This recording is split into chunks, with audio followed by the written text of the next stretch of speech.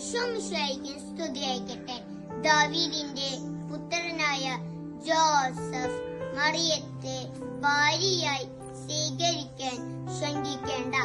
അവൾ ഗർഭം ധരിച്ചിരിക്കുന്നത് പരിശുദ്ധാത്മാവിൽ നിന്നാണ്.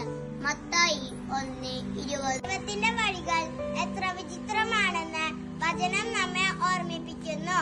ഈശോയുടെ വളർത്തുപിതാവെന്ന പേരിനാൽ വാഴ്ത്തപ്പെടുന്ന വിശുദ്ധ യോസേപ്പ് പിതാവ് തന്റെ എളിമയാലും ദൈവസ്നേഹത്താലും വാനവർക്കു പോലും അസൂയവഹമായ പദവിയാണ് നേടിയെടുത്തത്.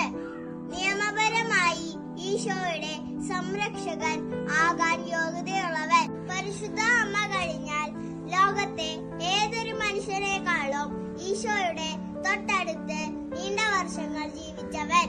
ഒരു മേശയിൽ നിന്ന് ഭക്ഷിച്ച് ഒരു കൂരയ്ക്ക് കീഴിൽ ഉറങ്ങി ഒന്നിച്ച് പ്രാർത്ഥിച്ച് ഒന്നിച്ച് ആശാരിപ്പണി ചെയ്ത് ജീവിച്ചവൻ. ഈ മനുഷ്യന് ലിഖിതങ്ങളിൽ പറയപ്പെടുന്നത് പോലെ സ്വർഗം നീതിമാൻ എന്ന പദവി സമ്മാനിച്ചു.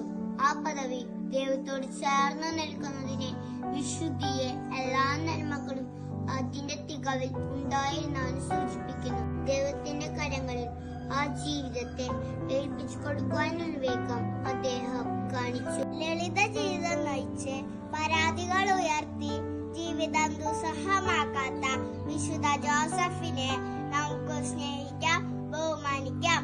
ഇതുപോലെയാകട്ടെ നമ്മുടെ ഓരോരുത്തരുടെയും ജീവിതവും. വിശുദ്ധ യോസേപ്പ് പിതാവിനെ പോലെ ജീവിതത്തിൽ തീരുമാനങ്ങൾ എടുക്കുവാൻ ബുദ്ധിമുട്ടുന്ന അവസരങ്ങൾ നമുക്കും ഉണ്ടാകാറുണ്ട്. പക്ഷേ അവിടത്തെ പോലെ അങ്ങയോട് ആലോചന ചോദിക്കാൻ ഞാൻ പലപ്പോഴും വിട്ടുപോകുന്നു.